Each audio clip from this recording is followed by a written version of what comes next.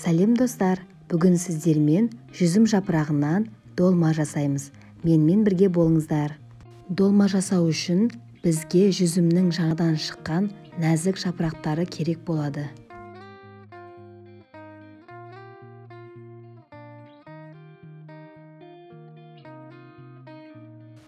Біраз жапырақтарды жинаған соң, үстіне қайнап тұрған ыстық суды құямыз.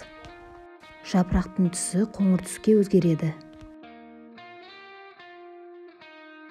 100-150 граммдай күрішке су құйып жібітіп қоямыз. 2-3 пиязды майдалап турап аламыз. Үстіне тартылған етті саламыз. Сосын жібітілген күрішімізді жуып қосамыз. Жұмыртқа, тұз, бұрыш қосып, жақсылап біріккенше араластырамыз.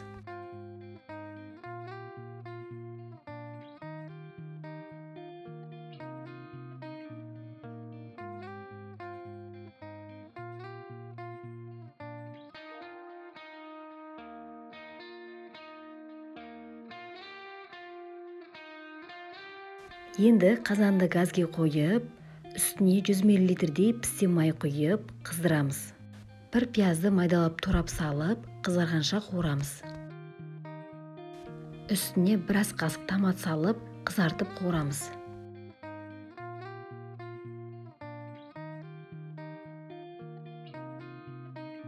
Пиязымыз қуырылып дайын болды. Енді қазанымызды газден аламыз.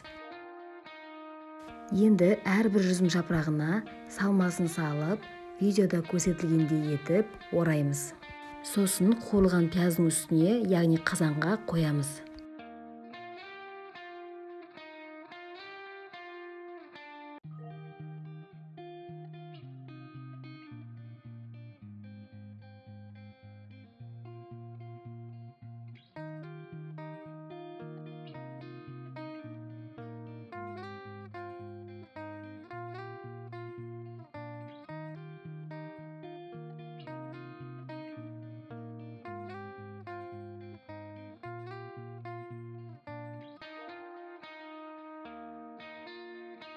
Міне осылай бір тегіс етіп барлығын қойып шығамыз.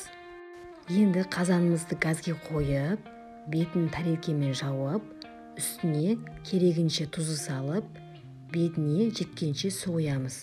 Суды көп құйып жібермеңіздер, өйткені су тартылу керек.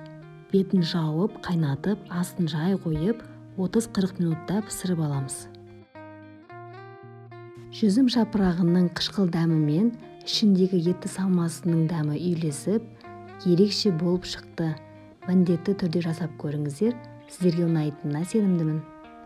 Назарларыңызға рахмет.